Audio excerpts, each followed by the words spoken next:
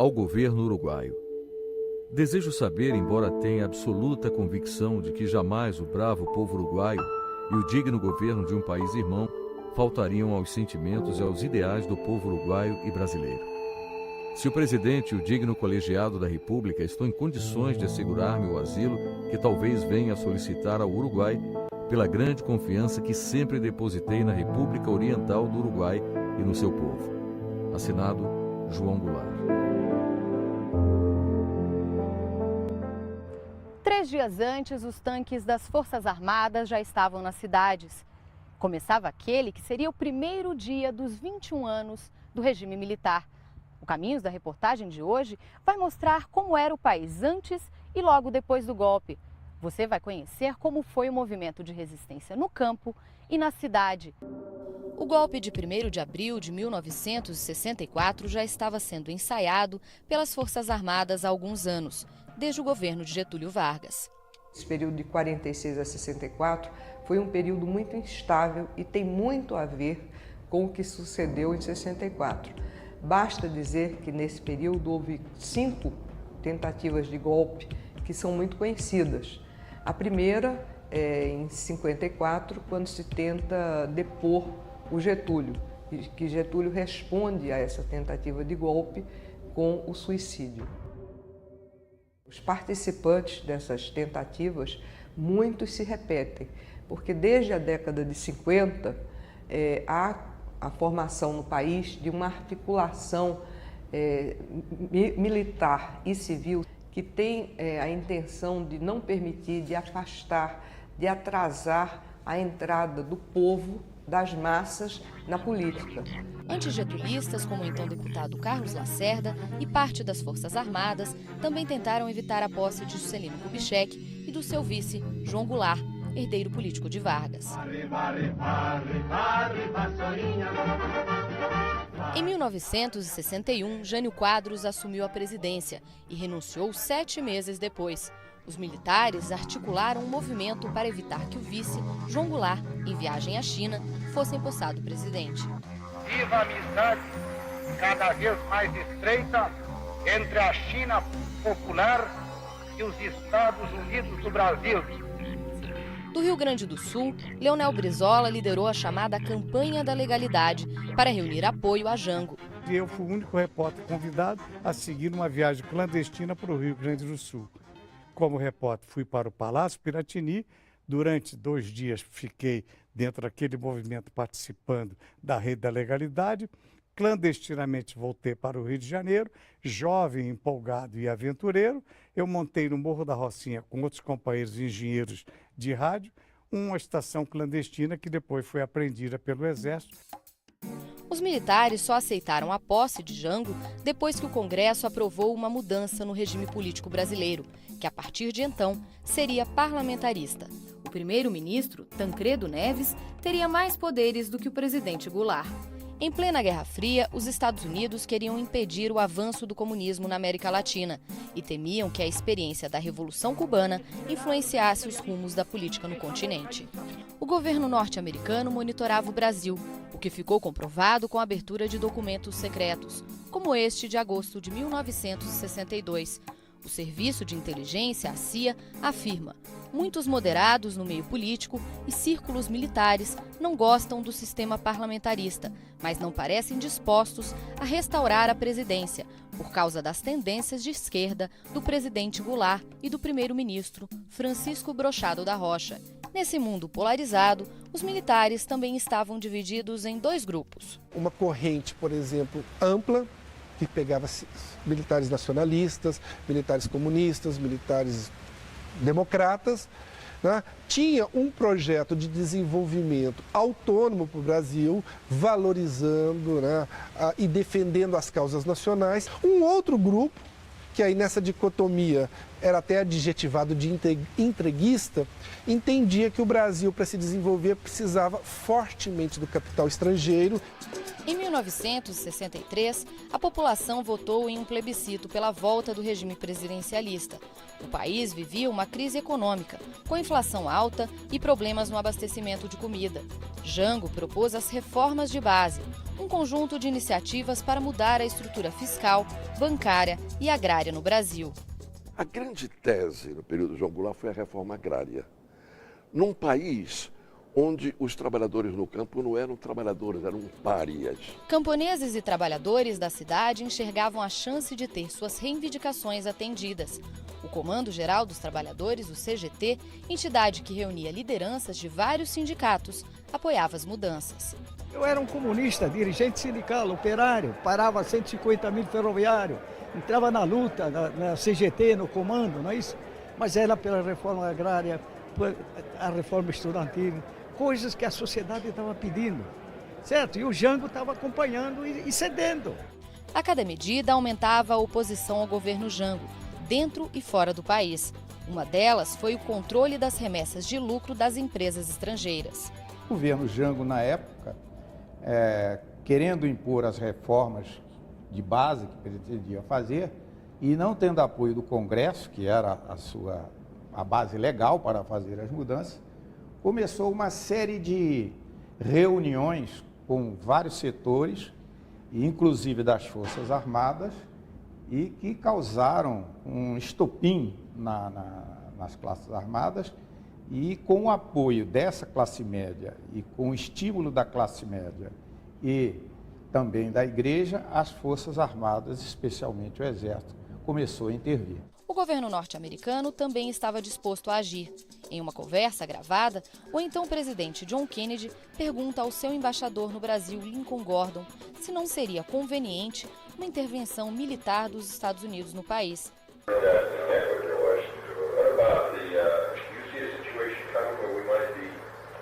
A resposta foi positiva.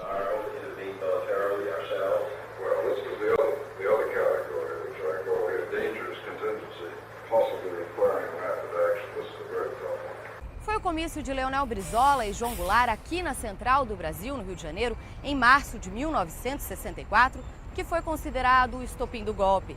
Mais de 150 mil pessoas ouviram o discurso de Jango, que defendia a reforma agrária e uma nova constituinte. De lutar com todas as suas forças pela reforma da sociedade brasileira. É onde as lombrigas da classe média ficaram mais agitadas e elas foram com apetite para apoiar o golpe. A Marcha pela Família com Deus pela Liberdade foi uma resposta da oposição ao comício da Central do Brasil.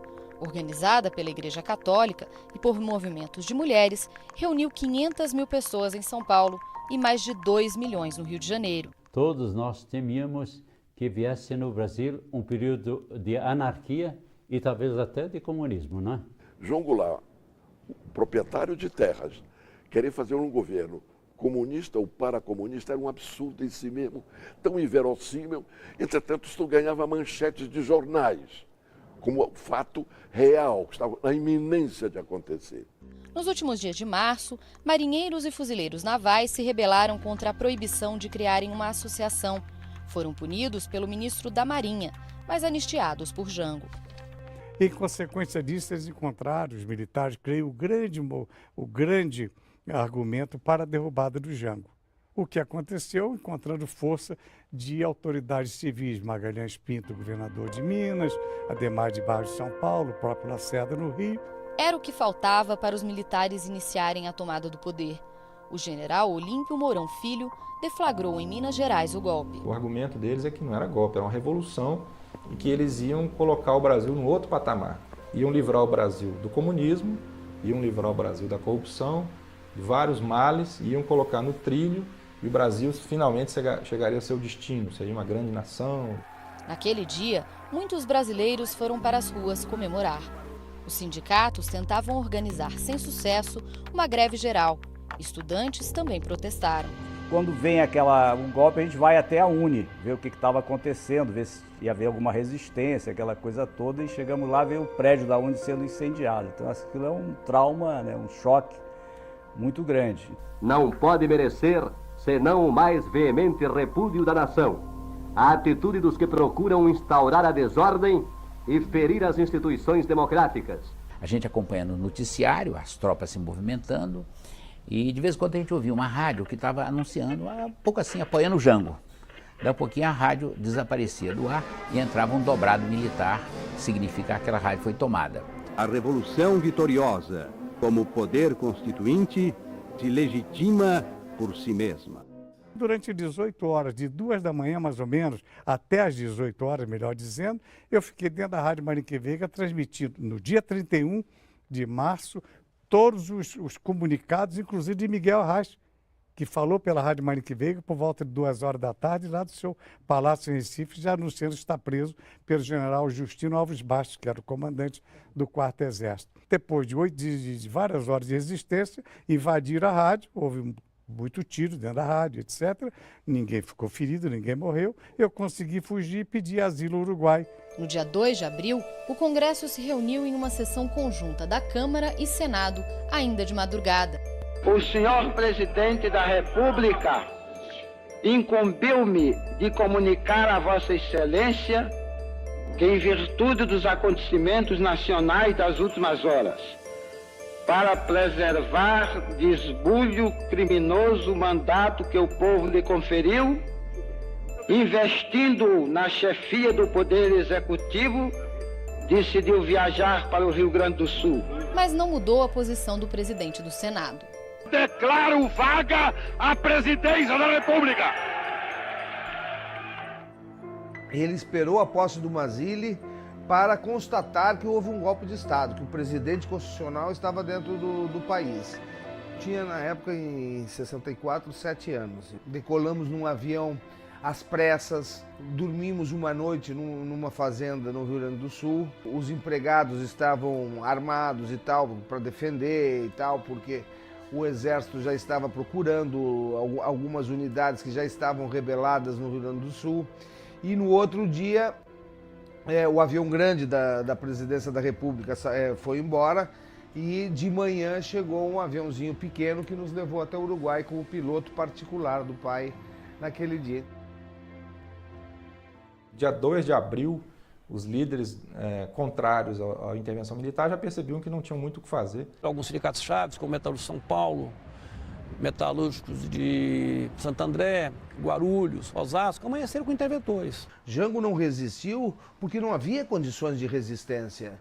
E, inclusive, hoje, 50 anos depois, esse é o grande triunfo de João Goulart, não ter resistido, não ter conduzido o país a uma guerra civil fraticida, com a 4ª Frota Americana dentro da costa brasileira, com o governo americano pronto para reconhecer o governo mineiro e se preparar para uma luta prolongada e, inclusive, a divisão territorial de nosso país. A ameaça era que navios americanos iriam invadir o Brasil, caso houvesse resistência. Essa operação ficou conhecida como Brother Sun. O envio da frota, estima-se que tenha sido a maior movimentação no hemisfério sul desde a época da Segunda Guerra Mundial, foi para desestimular qualquer tipo de reação. Com o primeiro ato institucional, a caça aos inimigos aumentou. Dados da Comissão Nacional da Verdade mostram que nos primeiros meses da ditadura, 50 mil pessoas foram presas. O nome usado para isso foi Operação Limpeza, que é uma metáfora crua, mas muito clara, né? Era limpar esse inimigo de esquerda. A limpeza começou dentro de casa. Segundo a Comissão da Verdade, 7.500 militares foram perseguidos durante a ditadura. A maioria logo depois do golpe. E esses militares como um todo foram caçados, foram colocados na reserva, expulsos das Forças Armadas sumariamente, muitos deles dados como mortos. Faltava espaço nas cadeias. O navio Raul Soares, em Santos, o aeroporto do Galeão, no Rio, e até o estádio Caio Martins, em Niterói, passaram a receber presos políticos. Eu fui preso por ser comunista, né? Óbvio, mas eles colocaram no meu processo que eu fui preso por aviltamento à legislação. Eram tantas as prisões, que eles não tinham onde pôr preso. Os caminhões chegavam lotados, assistir dramas terríveis. A gente era jogado lá e a alimentação é uma sopa, por vezes azeda, uma vez denunciada de que era veneno. Os militares tiveram o aval da sociedade? Houve um clamor popular, um clamor público e de órgãos da imprensa, da igreja, dos partidos políticos, exigindo que desse um fim àquela situação anormal e cada vez mais descontrolada que o país vivia. O assunto é controverso. Numa pesquisa do Ibope da época, feita em 3 cidades, 69% dos entrevistados disseram que apoiavam Goulart. Eu apostaria que houve um apoio majoritário ao golpe, mas isso não significa dizer que todo mundo que apoiou a queda do Goulart apoiava uma ditadura militar que suprimia liberdades, que acabava com a eleição para presidente. Isso já é outra coisa. Então, apoiar o golpe é uma coisa, apoiar uma ditadura é outra. Quando o general Castelo Branco assumiu o poder, prometeu que o regime seria curto, mas acabou durando 21 anos. A quem entregarei o cargo a 31 de janeiro de 1967. Eu pensava isso, que nós estávamos fortes para defender o Jango contra a ditadura, e não fomos fortes. Camponeses perseguidos durante a ditadura querem contar a história do que viveram durante esse período. No próximo bloco, você vai conhecer quem foi Pedro Fazendeiro e Elizabeth Teixeira, militantes da Liga Camponesa de Sapé, na Paraíba. Voltamos já.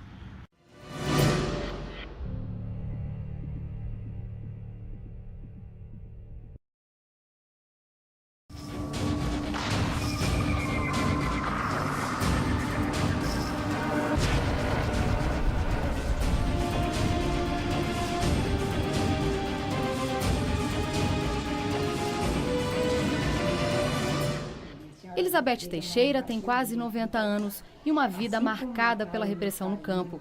Tudo começou quando ela se apaixonou por João Pedro Teixeira, um camponês pobre e sem estudos. O pai de Elizabeth era dono de uma mercearia, um homem rico, e não aceitou o amor dos dois. Eu disse, agora nós continuamos namorando e vamos ver como é que vai fazer. Eu posso até dar uma fugida de casa com você. Logo depois do casamento, João Pedro se tornaria o principal líder dos camponeses na comunidade de Sapé, na Paraíba. Tu vai falar o que com esses trabalhadores? Eu disse, eu vou falar com os trabalhadores sobre a sobrevivência deles no campo.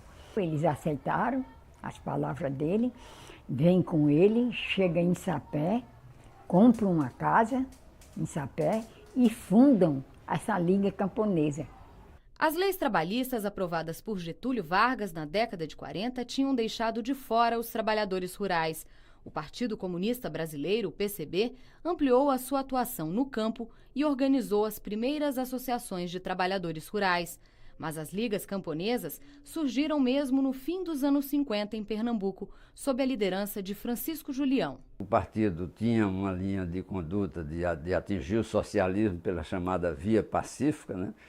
O Julião era exatamente o contrário, né? Tinha o lema reforma agrária na lei ou na marra, né? Quer dizer, era já propondo a luta armada, né?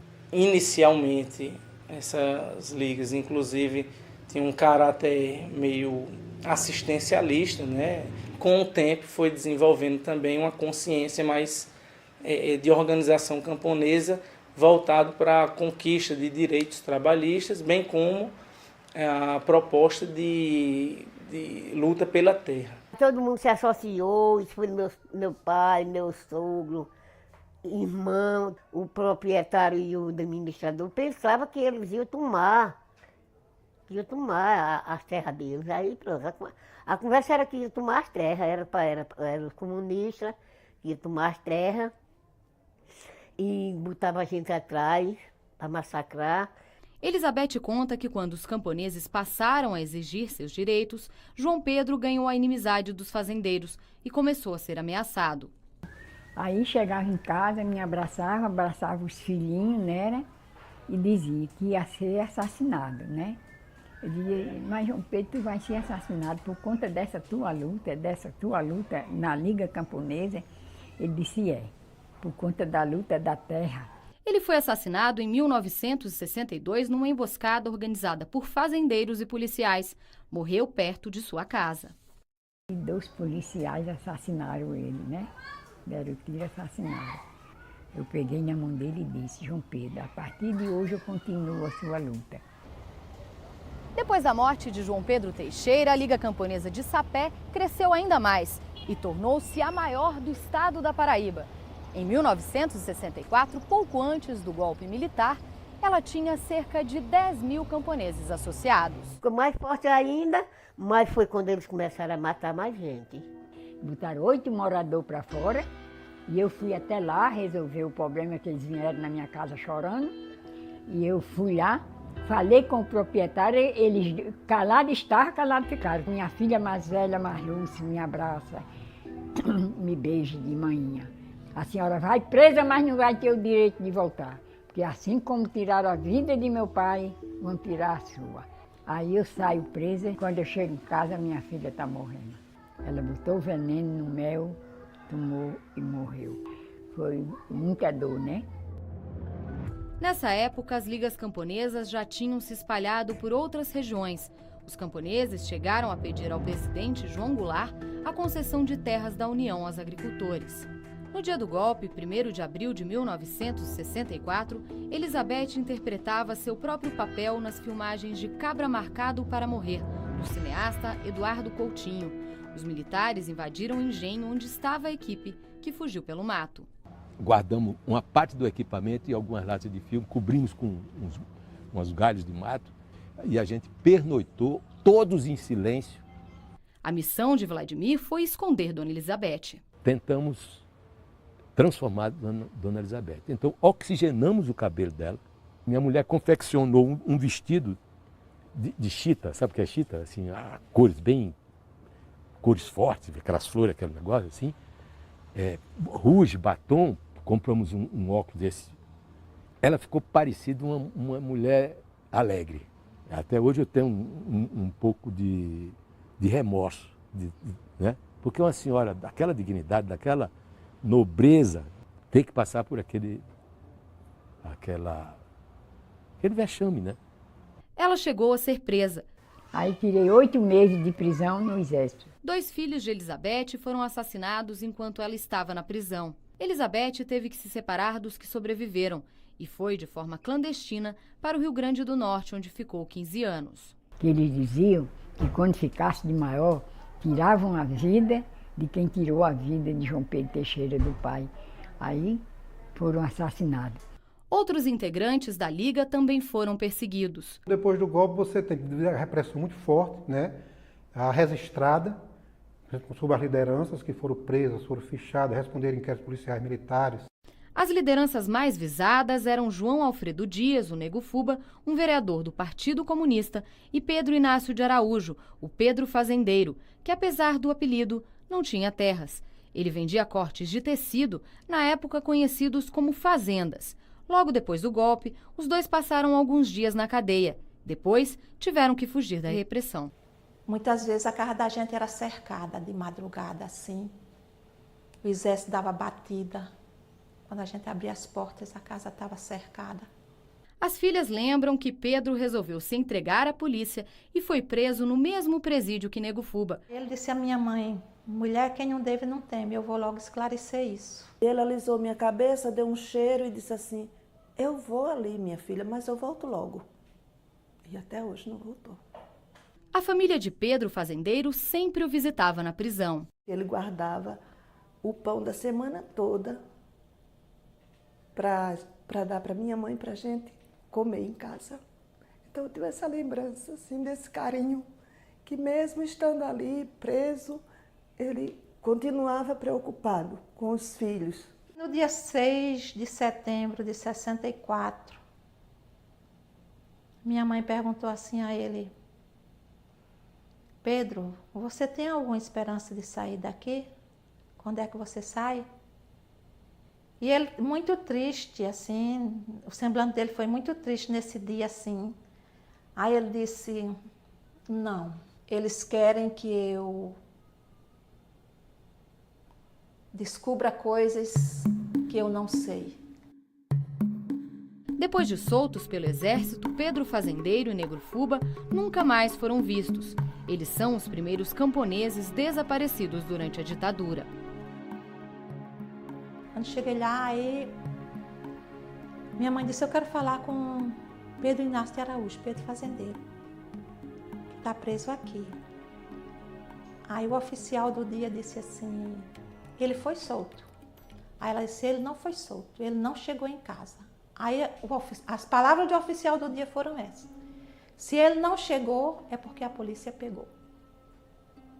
Soltaram os dois à noite, uma coisa inusitada, quer dizer, o que caracteriza a trama, né, a participação da unidade militar ali nesse episódio, né? Foi noticiado no Jornal da União, que é local aqui, uma foto com 2 pessoas mortas e uma tarja preta no rosto. Nessa fotografia, o short, a bermuda de uma das vítimas, era a mesma que eles foram soltos no dia.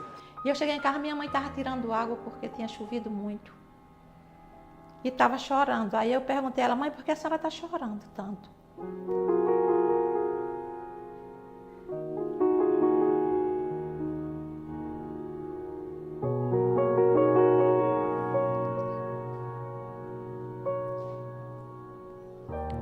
Aí ela disse assim,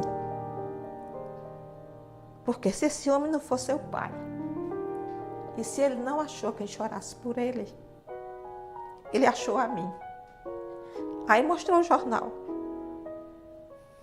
Aí eu também não tive mais dúvida. Sabia que era meu pai.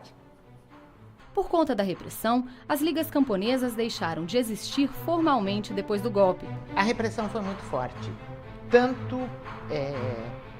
pelo poder militar, mas no clima do golpe, no campo, os proprietários de terra se sentiram absolutamente à vontade para poder eles mesmos reprimirem. É como se houvesse, então, uma legitimidade para essas ações de violência no campo. O que mais nos marcou foi essa conjugação da violência pública e da violência privada, o anonimato de boa parte desses casos, que são terríveis, são chocantes mesmo. Por exemplo, torturas que eram infligidas a trabalhadores, como, por exemplo, passar os capangas de um fazendeiro, passavam mel no corpo do trabalhador e o deixavam amarrado para que as vacas lambessem até que o corpo ficasse em carne viva.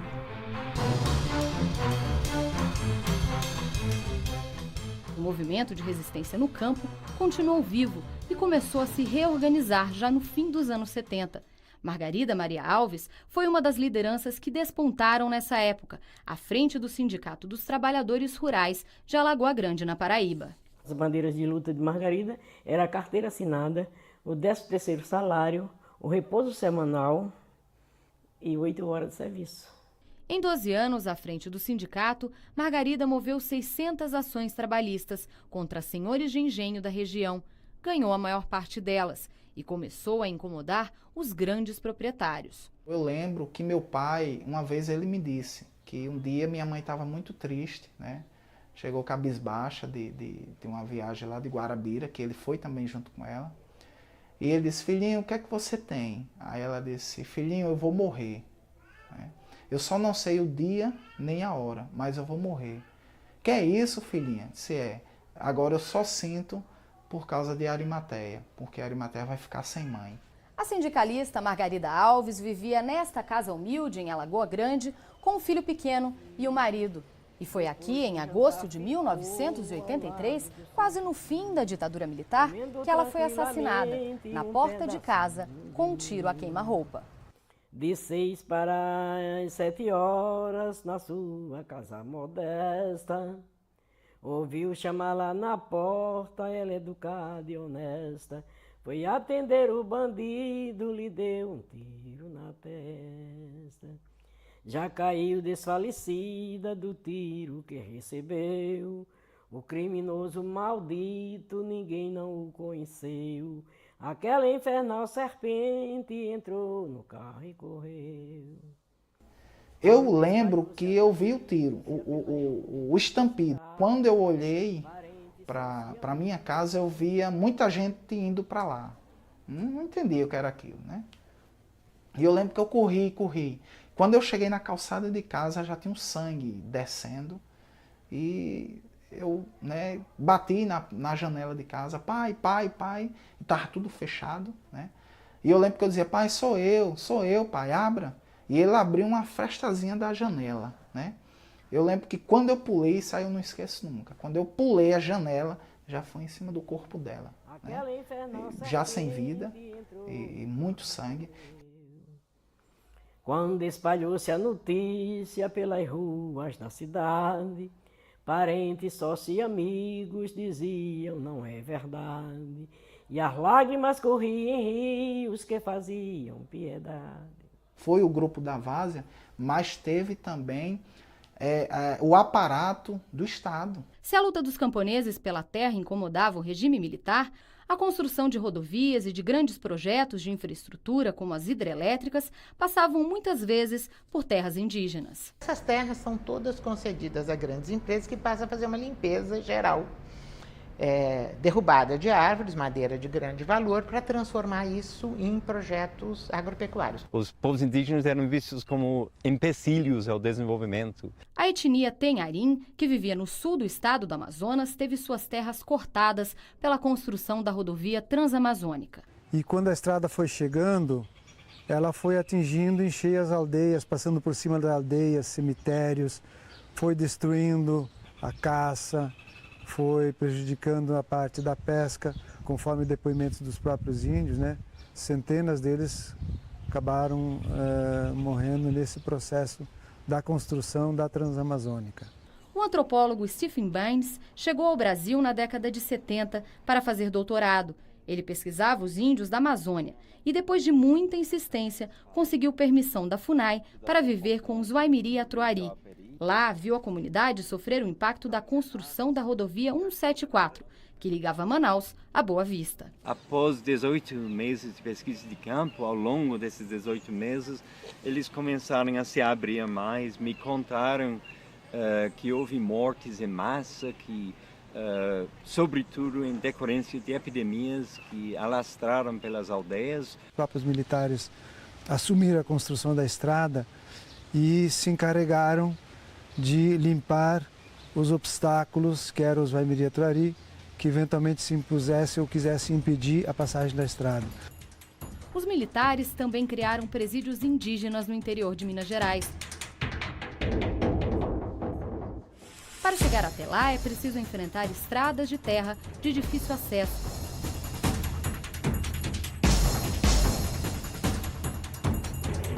E atravessar de barco o Rio Doce,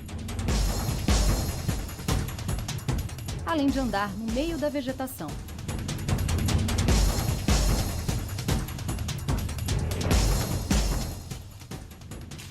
Aqui são as antigas ruínas do presídio de Krenak, um presídio que funcionou durante a ditadura militar, que prendeu centenas de índios. O senhor Zezão lembra muito bem desse período, né, seu Zezão? Como é que era esse presídio aqui? O presídio aqui era presídio dos índios, até de fora vindo, de Mato Grosso, dos outros estados, vindo tudo aqui. Seu Zezão afirma ter visto um índio ser torturado publicamente. Viu ele lá, o tal de Vicente, viu ele lá pescando, foi lá e pegou uma roela pro meio. E botou na égua correndo com ele até lá, correndo até da égua, para ver se matava o menino, mas do meio. Deram o nome de reformatório, mas eu estou afirmando que era um centro clandestino de tortura. E havia, inclusive, perseguição, não só falavam que era comunista, como eram homossexuais. O presídio Krenak acabou sendo desativado por conflitos de terras que envolviam a área. Todos os índios foram transferidos para a fazenda Guarani, também no interior de Minas Gerais. Que tudo era soldado, a rua toda era polícia pura. Tinha que respeitar eles, né? Porque o que fazia aqui, eles ficava preso. No presídio Guarani, os índios ficavam presos em celas como esta. Durante o dia, trabalhavam na lavoura e à noite voltavam para cá para dormir. Contra eles, geralmente, pesavam as acusações ou de uso de bebida alcoólica ou de desordem. Os últimos índios foram levados para o presídio no fim da década de 1960 e hoje o casarão serve de moradia para índios da etnia Pataxó. Durante muitos anos, pouco ou quase nada se sabia sobre a estrutura de repressão contra os índios. Eles foram treinados especialmente lá dentro do quartel da polícia, usava farda, a guarda indígena, guarda rural indígena, e tinha poder de polícia dentro da área, dentro da reserva. Houve uma degeneração rápida da guarda rural indígena, em violências internas, em mortes, e que fez com que eles se transformassem em mais um dos mecanismos de repressão dos próprios índios. Só nos últimos anos, índios e camponeses estão conseguindo comprovar que foram vítimas da ditadura. Com o trabalho da Comissão da Verdade e outros órgãos de direitos humanos, os documentos e novas interpretações estão vindo à tona. No próximo bloco, você vai saber como foi a ação dos militantes que lutavam pela democracia e vai ver que grande parte deles saiu das universidades.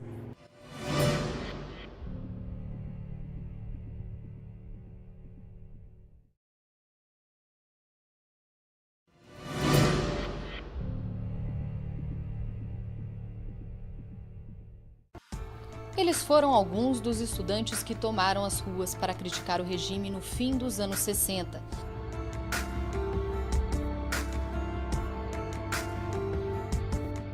No batismo de fogo, a minha primeira pichação foi em 1966. E foi a primeira vez que eu escrevi a Baixa Ditadura.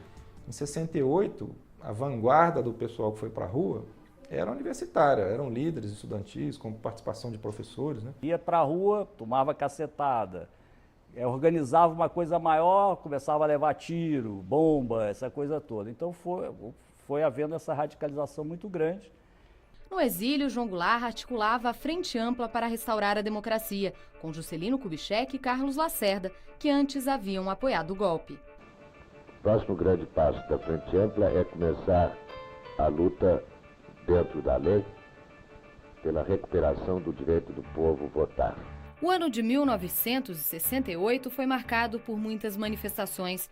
A morte de Edson Luiz com um tiro no peito dentro do restaurante dos estudantes levou 100 mil pessoas a uma passeata contra a ditadura no Rio de Janeiro.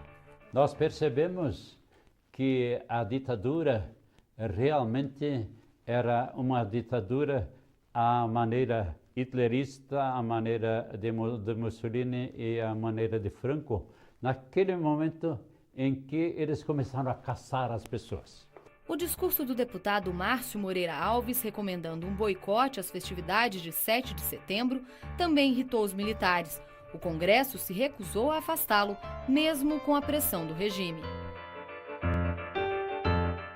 No dia 13 de dezembro, à frente do Conselho de Segurança Nacional, o então presidente Costa e Silva editou mais um ato institucional, o AI-5. Fica decretado o recesso do Congresso Nacional a partir desta data. Além de fechar o Congresso, o AI-5 previu pena de morte para crimes políticos, proibiu qualquer forma de manifestação contra o regime e criou a censura prévia aos meios de comunicação. Já havia esse terrorismo, mas com o AI-5 foi oficializado o terrorismo. Então eles entravam, invadiam as casas e prendiam as pessoas sem nada. Me parece claro hoje que o governo sentiu essa mobilização de oposição, que não era só dos grupos estudantis que estavam pegando em armas, não. Era o jornal que já não estava satisfeito, eram alguns empresários que estavam ansiosos, era a Igreja Católica que estava mudando de lado. A escolha de fazer o AI-5 decorreu de outras razões também, né, de gente do governo e da direita que apoiava o governo, que queria uma ditadura mais dura, independente da oposição ou não. A repressão aumentou e os movimentos de contestação também cresceram. Fecharam todas as portas, não tinha habeas corpus, não tinha nada, começou a política de tortura sistemática, né, de desaparecimento, então você tinha que fazer uma opção pela luta armada. O maior grupo de luta armada foi a Ação Libertadora Nacional, a ALN, criada por Carlos Marighella. Era uma dissidência do Partido Comunista Brasileiro, que defendia uma resistência pacífica. Uma das maiores ousadias foi o sequestro do embaixador dos Estados Unidos no Brasil, Charles Elbrick, em conjunto com o movimento revolucionário 8 de outubro MR8. O diplomata foi solto após a libertação de 15 presos políticos que foram levados para o México em um avião das Forças Armadas.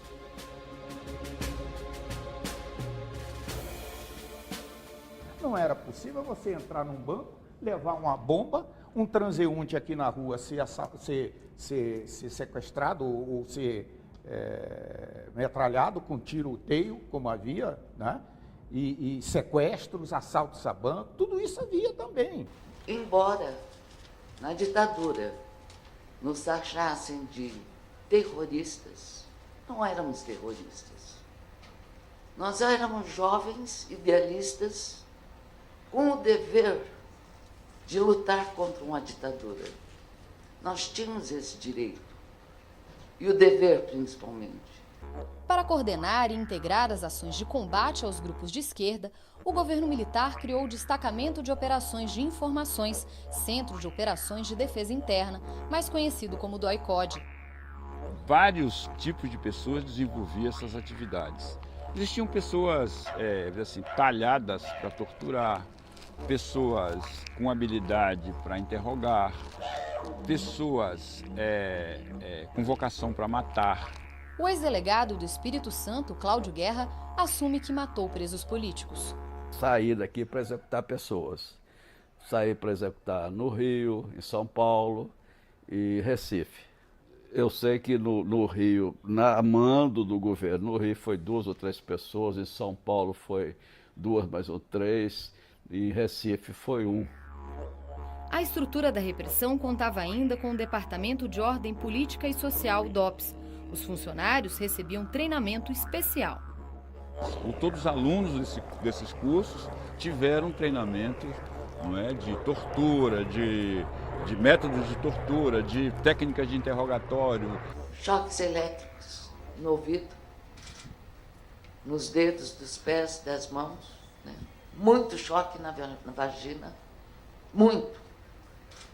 Então, para nós mulheres, eu acho que para os companheiros também, é alguma coisa muito violenta. Eu já relatei esse fato. É algo, não é nem nojento, eu não sei descrever o que significa para uma mulher. Um torturador introduzir o dedo com fio elétrico na sua parte mais íntima. E é duro falar sobre isso, sabe? Mas eu acho que tem que ser registrado.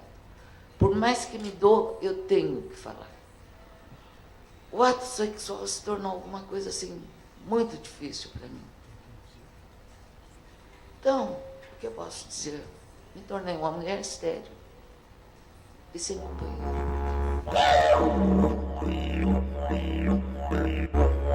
É um negócio assim, muito barra pesada mesmo.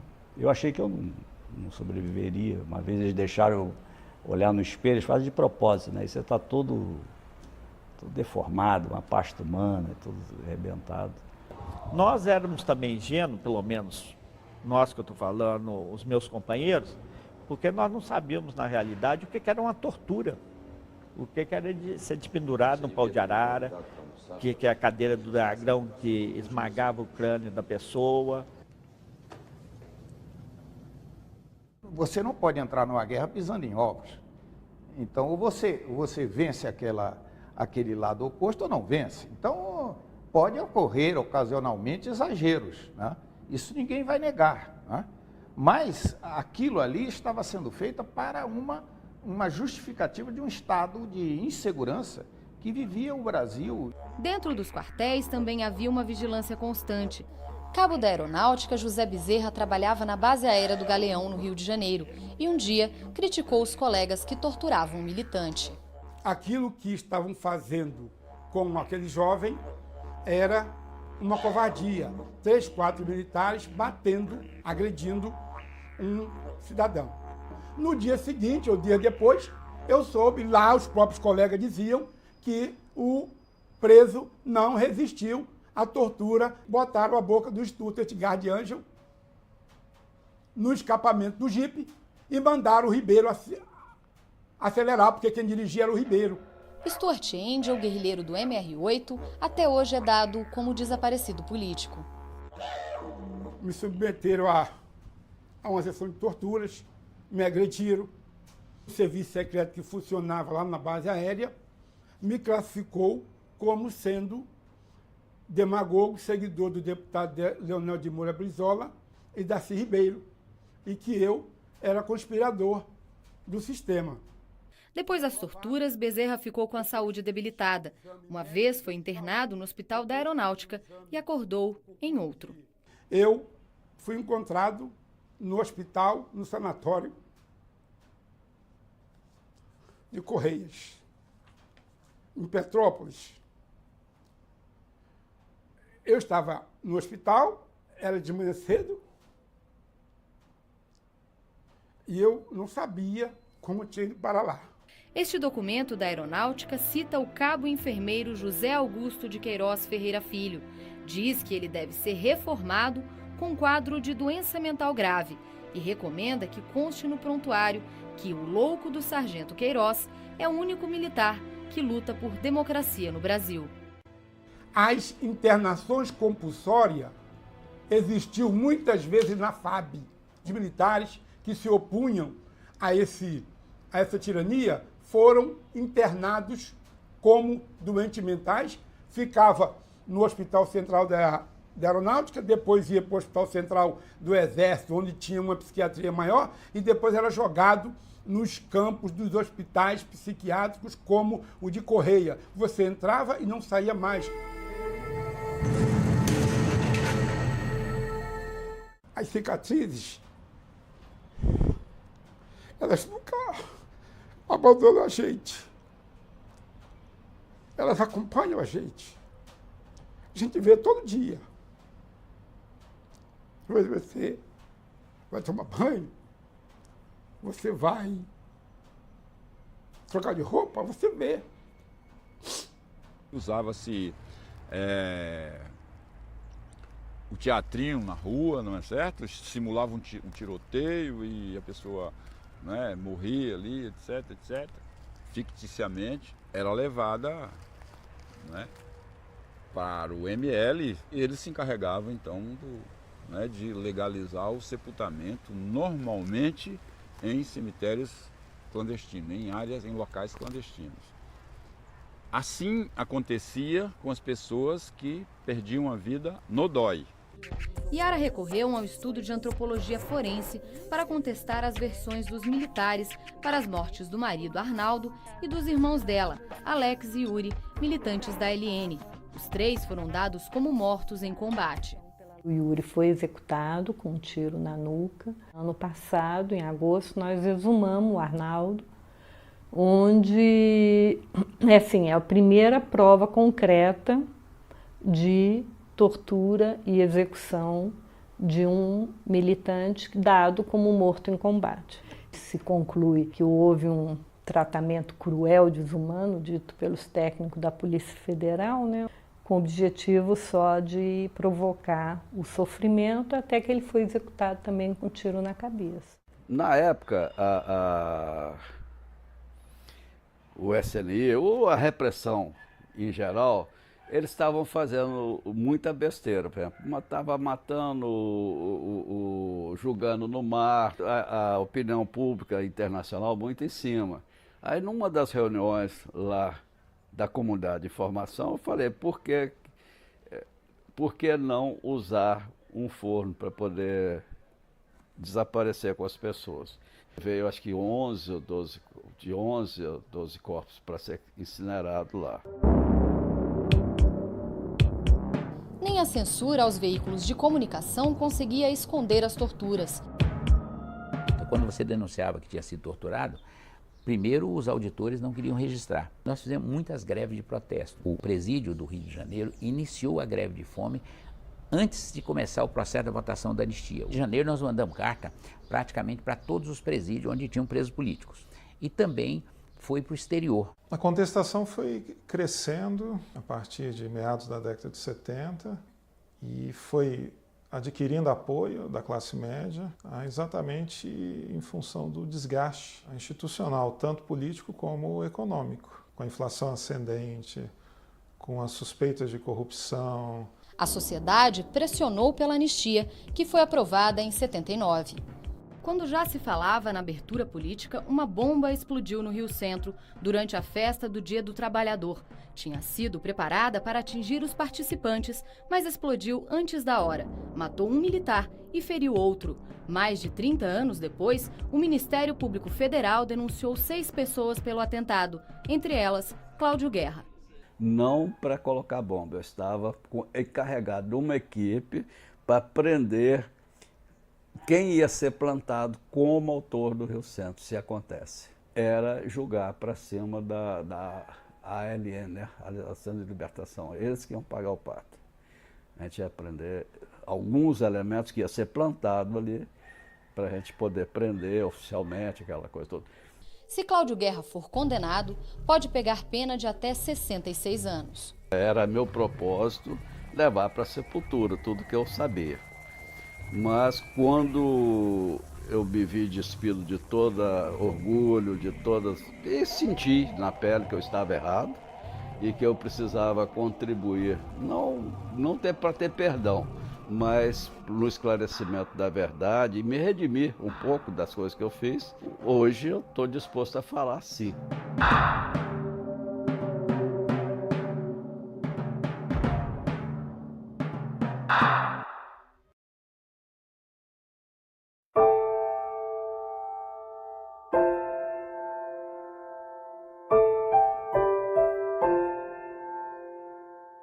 Se não queremos conhecer o que fomos, né, como nós vamos saber o que queremos ser?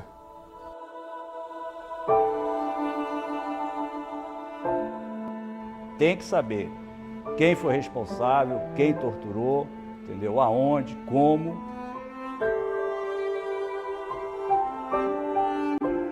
Não há quem tire isso, não há indenização, não há reparação financeira que tire isso. É uma luta que não termina enquanto a gente não tem a justiça. Eu não tenho arrependimento não de ter continuado a luta de João Pedro. Hoje eu estou aqui, né? A vida, né, é um pouco difícil da criatura aqui em nosso país, o Brasil.